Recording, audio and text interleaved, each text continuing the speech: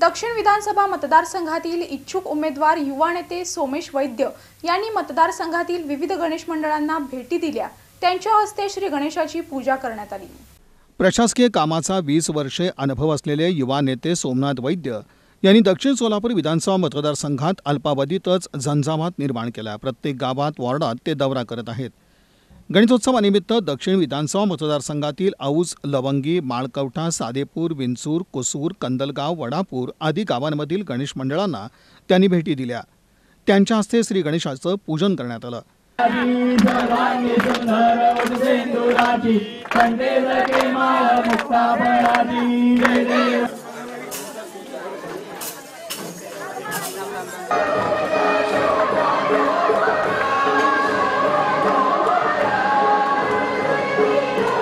जनतेची सेवा करण्यासाठी मी 24 तास उपलब्ध आहे। दक्षिणच्या विकासासाठी मला साथ द्या, असं आवाहन सोमनाथ वैद्य यांनी केलं।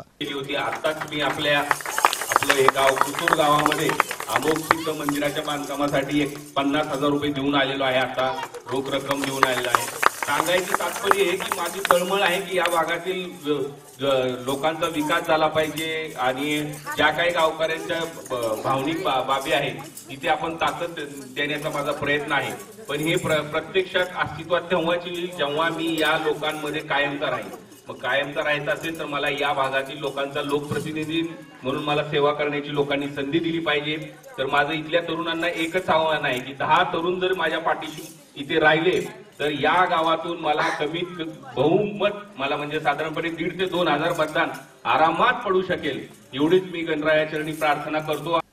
यावेळी विविध गावातील नागरिकांनी आपल्या समस्या मांडल्या। तसंच सोमनाथ वैद्य यांच्या सोबत राहण्याचं आश्वासन दिलं। दक्षिण सोलापूर मतदारसंघाच्या विकासासाठी सोमनाथ वैद्य यांनी तत्पर असल्याचं दाखवून दिलंय। तरुणाईचाही त्यांना वाढता पाठिंबा मिळत आहे।